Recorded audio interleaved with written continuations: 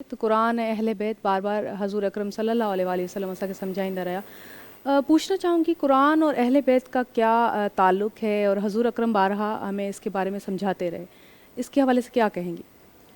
اعوذ باللہ من الشیطان اللعین الرجیم، بسم اللہ الرحمن الرحیم، الحمدللہ رب العالمین، الصلاة والسلام علی اشرف الانبیاء والمرسلین و اہل بیتہ الطاہرین ولعنۃ اللہ علی اعدائہم اجمعین۔ سب سے پہلے تمام حاضرین محفل اور تمام ناظرین کو السلام علیکم۔ اور نہایت خوبصورت سوال جو آپ نے اس وقت کیا کہ قرآن اور اہل بیت کا کیا تعلق ہے، تو اس کے لیے تو جناب رسالت پاک صلی اللہ علیہ وآلہ وسلم کی ایک حدیث مبارکہ ہی کافی ہے، جو آپ کی زندگی کے آخری ایام میں آخری خطبے کے دوران آپ نے تمام امت مسلمہ سے ارشاد فرمایا، انی تارک فیکم الثقلین کتاب اللہ و عترتی۔ یہ ایسا مضبوط ترین رشتہ آپ نے دے دیا کہ جس میں آپ نے ہر چیز ہی مکمل کر دی کہ قرآن اور اہل بیت دو ایسی چیزیں ہیں کہ جو ہمیشہ ساتھ رہنے والی ہیں، کبھی جدا نہیں ہونے والی، دنیا میں بھی اور آخرت میں بھی۔ اور جس نے بھی ان میں سے کسی ایک چیز کو تھاما اور دوسری کو چھوڑ دیا، یعنی نہ تو صرف قرآن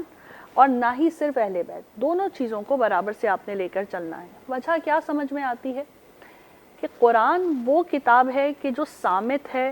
خود کلام نہیں کر سکتا، خدا کا کلام ہے، بے شک ہے، لیکن اس قرآن کو سمجھنے کے لیے ہمیں جن حکایات کی ضرورت ہے، ہمیں جن اعمال کی ضرورت ہے، ہمیں جس تفسیر اور تشریح کی ضرورت ہے اور جس عمل کی ضرورت ہے، جس کردار کی ضرورت ہے، وہ کردار ہمیں اہل بیت سے نظر آتا ہے۔ یعنی قرآن اگر جس طرح ابتدا میں آپ نے سورہ دہر کی اور پھر آیہ مباہلہ کی، آپ نے مثالیں پیش کی، تو دیکھیں قرآن اگر ہمیں بتا رہا ہے سورہ دہر میں کہ سخاوت کرو اور اس طریقے سے سخاوت کرو کہ آنے والا تمہارے در سے خالی ہاتھ نہ لوٹے، تو یہ عمل ہمیں اہل بیت کر کے دکھا رہے ہیں۔ اگر قرآن بتا رہا ہے کہ سچوں کی گواہی ہی کافی ہے، تو پھر یہ عمل ہمیں کہاں نظر آتا ہے؟ اہل بیت کے در پہ نظر آتا ہے کہ جن کی صداقت کی گواہی قرآن کھا رہا ہے، اور کس طریقے سے کہ گواہ ہے سورہ مبارکہ۔ ابھی ذی الحج کا مہینہ گزرا، 24 ذی الحج کو تمام عالم اسلام نے اسلام کی فتح کا دن مباہلے کی صورت میں منایا، جس میں خود دنیا عالم گواہ ہے، تاریخ گواہ ہے کہ جناب رسالت مآب صلی اللہ علیہ وآلہ وسلم کس طریقے سے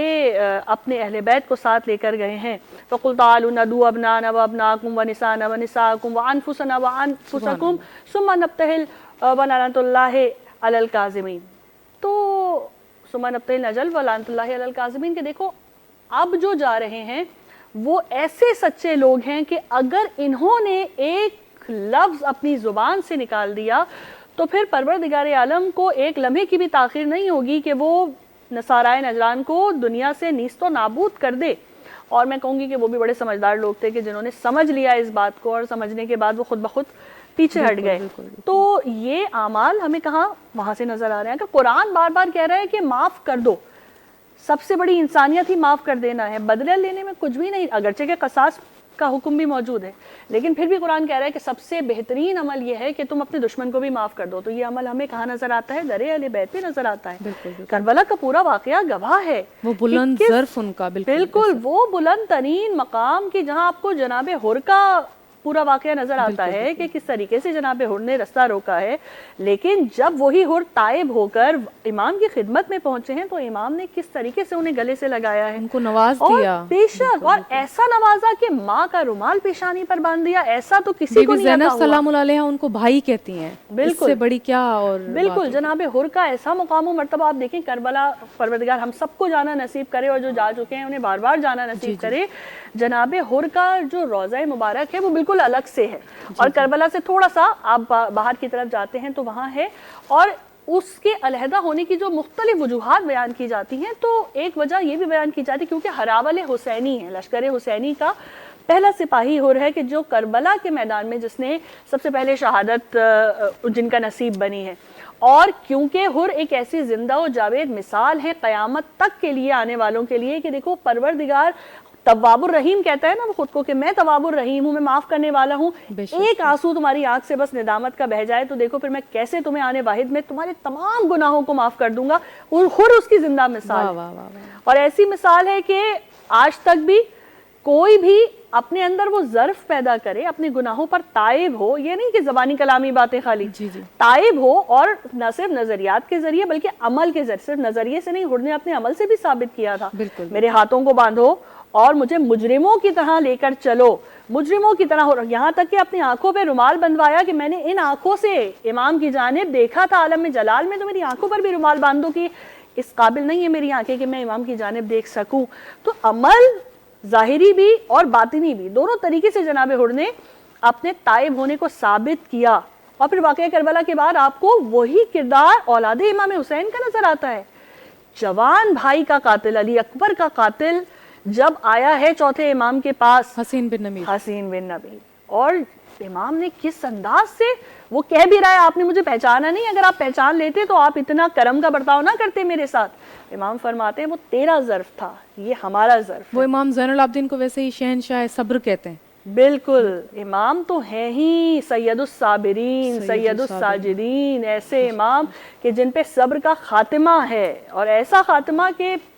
جناب ایوب کا صبر مشہور ترین صبر ہے، لیکن ایوب کے سامنے ایوب کے 18 چاند تو نہیں قتل کیے گئے، پھر بھی ایوب کا صبر ضرب المثل بنا. لیکن جب سید سجاد کا صبر دنیا نے دیکھا تو اس وقت دنیا انگشتے بدندہ رہ گئی کہ ایسے صابر بھی ہوتے ہیں کہ ماؤں بہنوں کے سر کھلے ہوئے ہوں، گھر کے بچوں کو تماچے لگ رہے ہوں، اور ایسے عالم میں بھی دسترس رکھتے ہوئے اولاد رسول ہے. رسول کی زبان وہ ہے کہ جو زبان پر آ جائے وہ صدق ہے. کیا ان کی زبانوں کی تاثیر کوئی کم ہے؟ اگر چاہیں تو آنے واحد میں کیا کچھ نہیں بدل سکتے، بے شک، لیکن پھر بھی مشیت الہی کا پہرا ہے زبان پر. ہم وہی کہیں گے رضم قضائی ہی کی جو سند ملی ہے، مرضات اللہ کی جو سند ملی ہے، وہ ایسی تو نہیں ملی، اللہ کی رضا، مصلحت کے باعث. بے شک پروردگار کی مشیت ہے، یہ مصلحت ہے کہ دنیا کو چلنا ہے، آگے بڑھنا ہے، حق و باطل کی اس جنگ کو رہنا ہے. حسینیت ایک کردار ہے، یزیدیت ایک کردار ہے، قیامت تک جاری رہے گا. اب دیکھنا یہ کہ کون حسینی لشکر میں شامل ہوتا ہے، کون یزیدی لشکر میں شامل ہوتا ہے.